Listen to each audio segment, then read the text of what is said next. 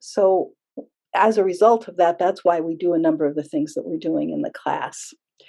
So we're going to talk about those things in general first, and then we'll get into some of the specifics, and then we'll actually get into some, kind of sitting with a few ideas today as well. So when we did the meditation at the beginning, sometimes our left hemisphere can go, come on, when are we going to learn something? Why are we doing this? And I want to say that as we enter together into a space where we invite our bodies and where we invite some stillness, perhaps with our bodies, some listening, that we are going to, as we practice that each time we meet, and hopefully you might find yourself doing it some in between as well, that as we practice this, we are actually doing the most important part of the learning, which is having experiences. The ideas that we're going to work on together are enormously important as a foundation for security and all of that, as we'll discover. But the actual practice of being together and of being with ourselves in this way, in this embodied way, is really the core of the learning that I hope we walk away with. And so one of the main ways we'll practice this is through having listening partnerships. I don't know how many of you have one at this point, and there's at any point during this year, you're welcome to find one if you don't have one already.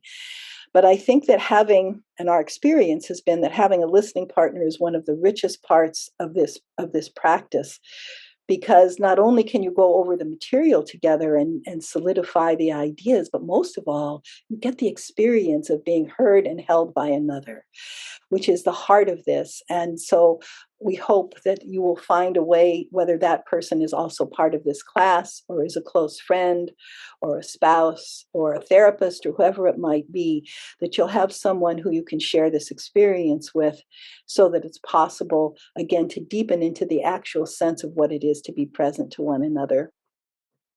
So one of the things we do is that I will read things to you from time to time, and I want to read a couple of things to you now about listening. And all of these readings I will send off to Mary as soon as we're finished, because I never quite know what I'm going to get to on any given day. And she will put these up where they'll be accessible to you, along with where the recordings are and where the white papers are and where the slide decks are and all of that. So you don't have to worry about, even writing down what these are or anything, because I will send them to her, and you'll have them quite quickly. So the first one I want to read is from Rachel Naomi Rein, and it's about listening.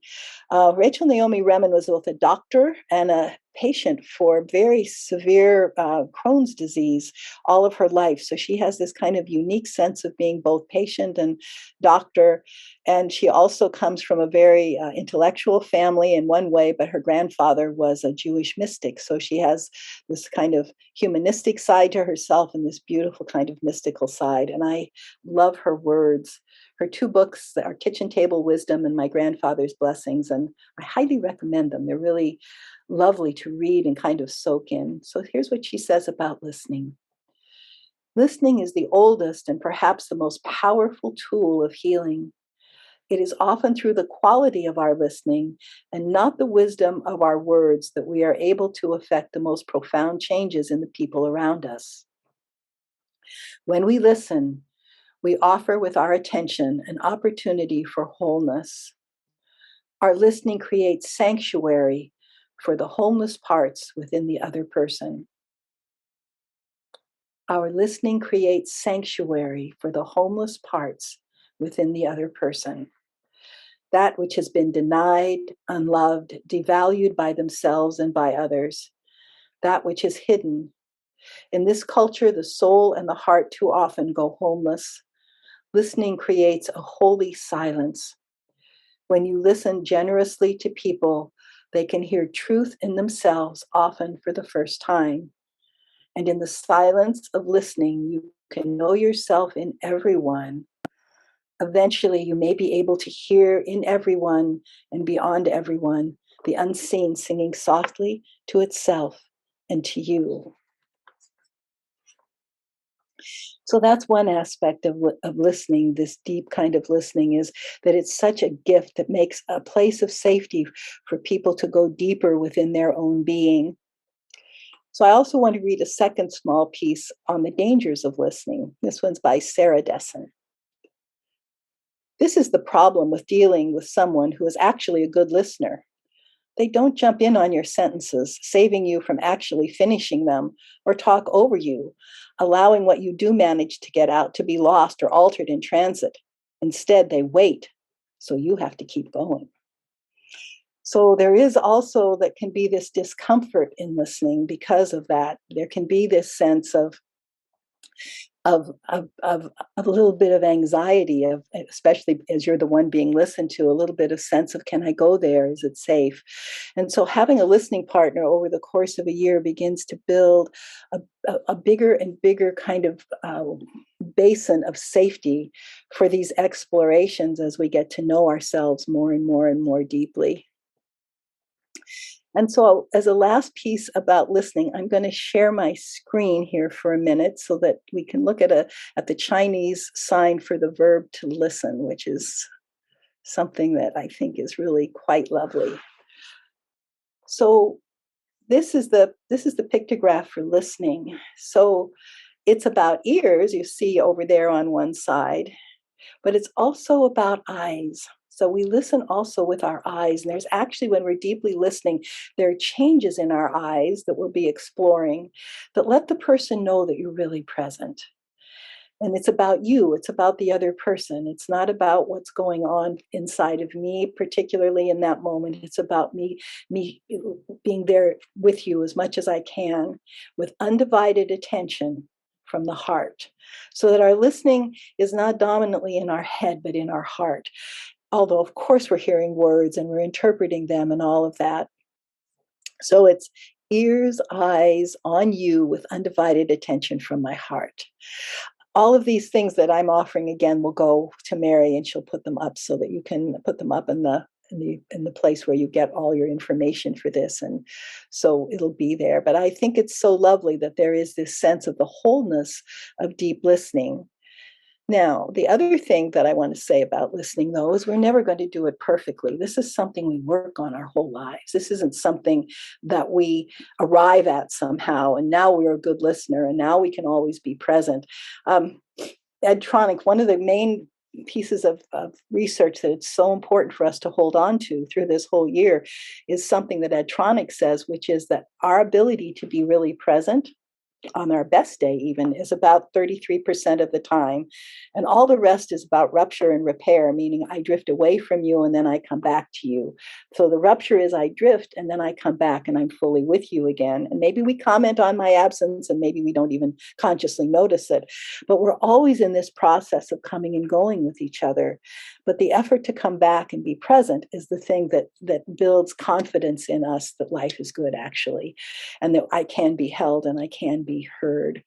So we could look at that Chinese pictograph and begin to say, oh, this is what I have to do to listen perfectly. And so we can maybe let go of that as much as we possibly can and say, I will listen to the best of my ability and I will keep coming back to you. Even when I drift away, I will return. So with these listening partnerships, our trust and hope is that as you meet together between the classes, that it will provide a kind of constant thread, a kind of continuity that will hold us closely together through the whole year. So if you don't have a listening partner yet, there's a Facebook group that I know Mary has let all of you know about, and you can probably find a partner there if you don't have someone close by you that you've already chosen. But we're really hoping as many of you as can will have someone like that for this whole year. Sometimes these relationships then go on for years and years after that, and sometimes they're just for a season.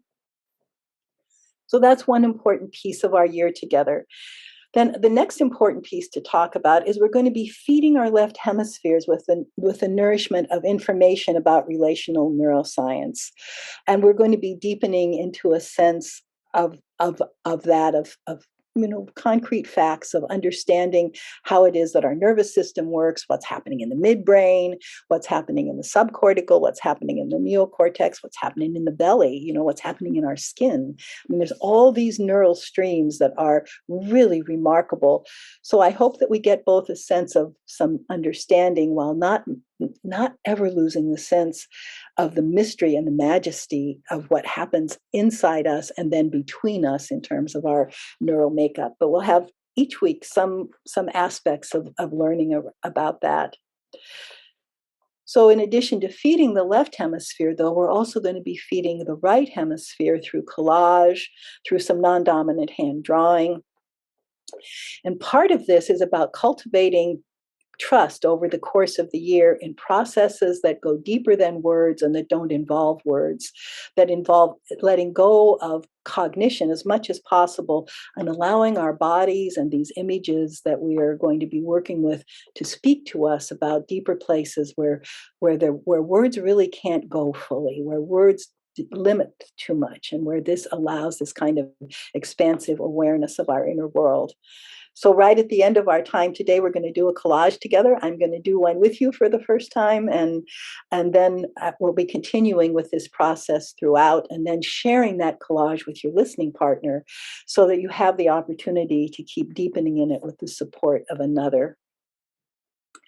And then our hope is that we'll also experience a lot of integration of both the left and the right in the client consultations that we're going to be doing, so that we can, as we do it, we'll be talking about the person that we're bringing to talk about, but we're also going to be touching in and just lightly touching in and gently and seeing what might be touched inside of us with this person as well.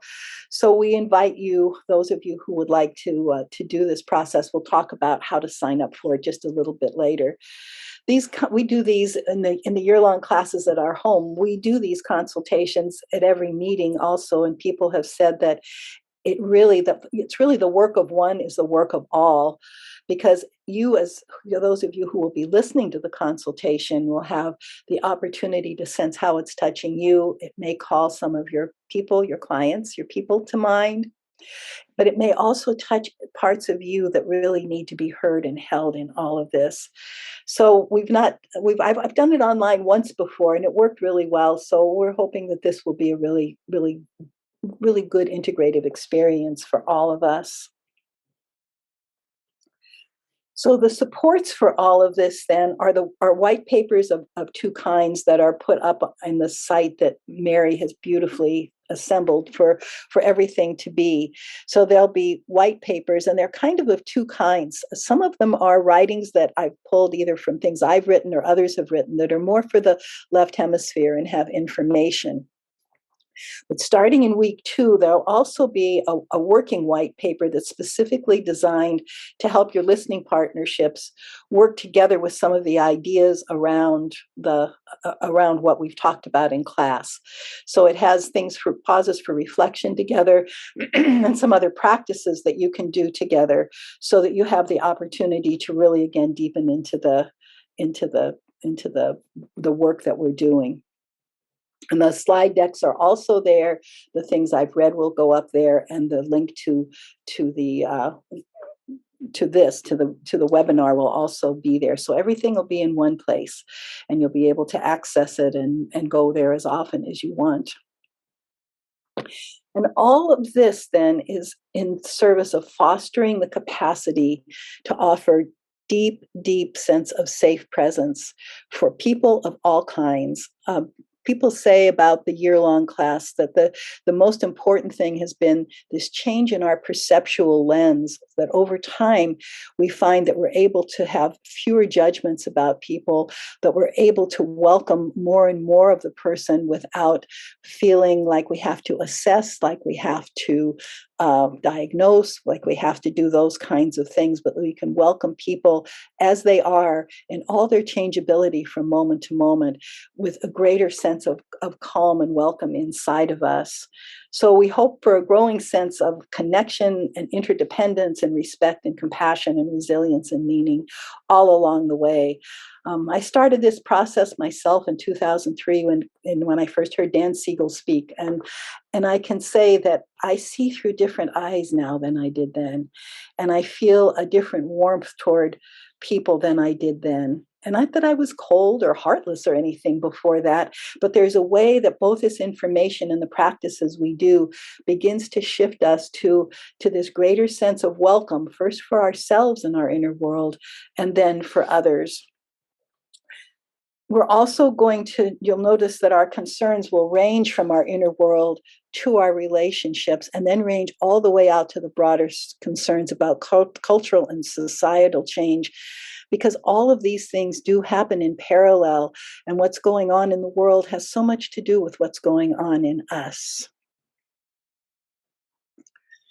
So I'm hoping again, as we move into this, that one of the things that you will have is that you'll get a kind of a discrete piece of information. Let's say, like this morning, we'll talk a little bit about Stephen Porges's work and Ian McGilchrist's work, and so we want to deepen into that and get to know that well.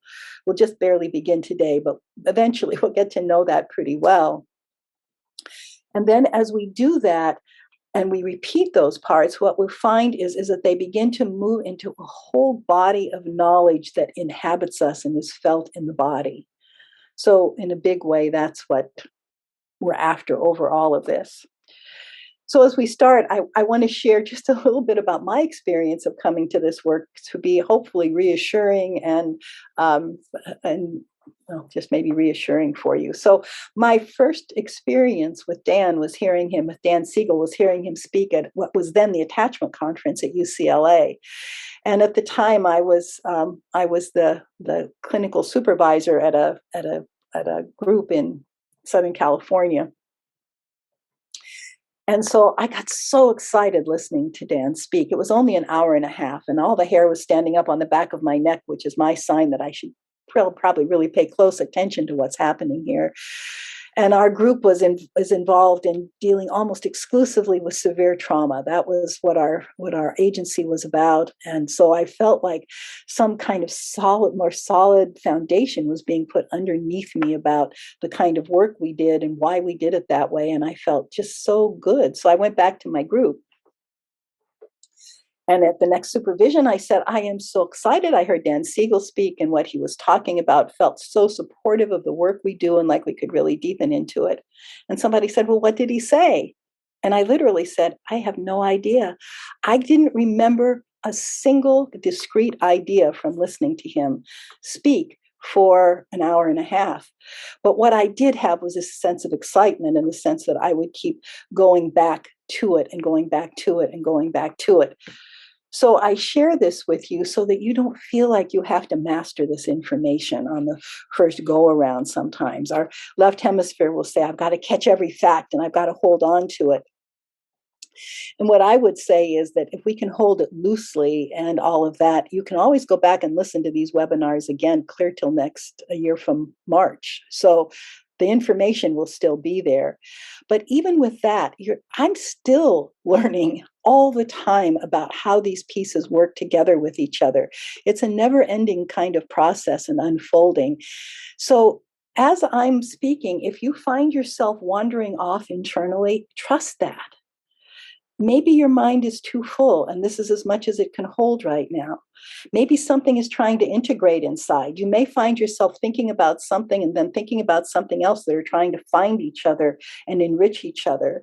Or it may be that something is just asking to be noticed inside, that something of your own history is being stirred and asking for attention. And when that's happening, that's the most important thing that's happening in that moment, much more important than the next thing I'm going to say. So as much as we can approach this with a kind of a I don't know, an open joy toward whatever it is that wants to happen with this information, that will be truly wonderful. So that's my invitation to you, is to remember the 33% with rupture and repair, and not hold yourself to some standard of perfect listening. And also to remember that this is going to be a very slow, integrative, letting this experience digest you over years, and in this case now over decades. For me, and I'm still being digested by it every day. So maybe we can just enter into all of this with that spirit and that feeling. So before we jump into some foundational ideas, I want to talk about just a couple of practical things for this week's particular session. So the white papers for this time include the guidelines for the consultation, and they are not rules, they are definitely guidelines, just to give you some idea of how you might be thinking if you want to do the consultation with me, how you might be thinking about your person, and how to bring them into the room in a way that we can feel their presence. We internalize our clients and they're part of us. And so when we begin to speak about them, we are actually bringing them into the room, out from our heart and into the room more, where we can all hold this person together. So you can just look at those guidelines. There's a white paper there also about the working white papers that will support the listening partners, just to explain what they're about. It's just one page, so really quickly. And then to satisfy more the needs of our left hemisphere, there's a curated bibliography. It's not even close to exhaustive or anything like that, but they are the pieces that have been most important support for me in building this way of seeing. You may find that you have other resources that you've really loved, and you could just add them, just, type them into well, you probably can't, it's probably a PDF, but make another list attached to it that are this resources that you're finding. And I will be offering some others also. I just was introduced to a book called The Embodied Mind by Thomas Verney that's not on the list, and then I will be starting to create a second list of things that feel like they're going to be particularly valuable. But it's there so that if you want to do some more reading, these are sources you can deepen into that I think help to support this viewpoint about the importance of presence, as well as help us to that help us kind of deepen into a number of viewpoints where we can let them play with each other again and see about that, what that does for us inside. So how to sign up then for the client consultation if you would like to do that with me. I understand that by tomorrow you will get an email that will have this webinar in it and all the other resources in it. And that in addition to that, there will be a link to a release form that each person who would want to do a consultation will need to fill out and send back to Mary. So she's going to be watching for those. And the first 6 of those that show up in her email will be the people that I will be doing, that I would love to do a consultation with over every other meeting for 6 weeks. And then there'll be a second group of 6 to be alternates in case the person who volunteered to do it isn't able to do it on that day.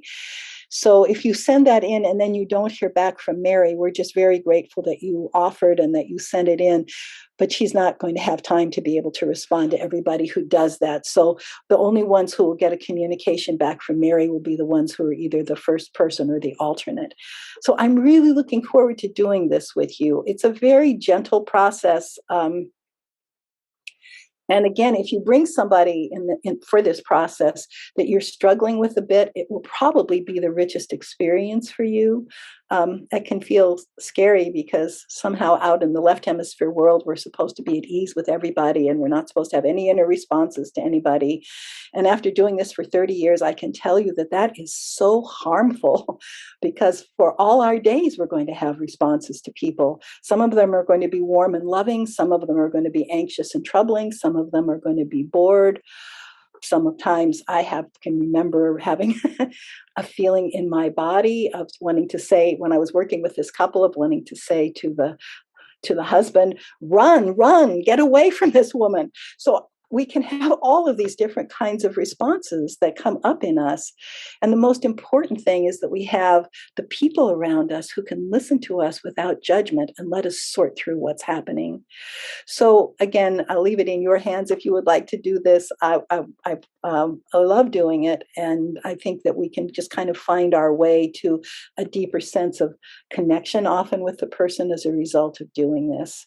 And those of you who will be listening to the consultations, the work of one is always the work of all. And so there will be all kinds of things that come up inside of those who are listening as well, that are just going to be very, that will be very useful for ongoing in terms of getting a better sense of what's happening inside of us. I always get something out of them that deepens something for me too. So anyway, we'll just see what happens with that. It's a new experiment. Liam said that nobody's ever done that before on these webinars. So we'll just see how it goes and hold each other gently around all of it.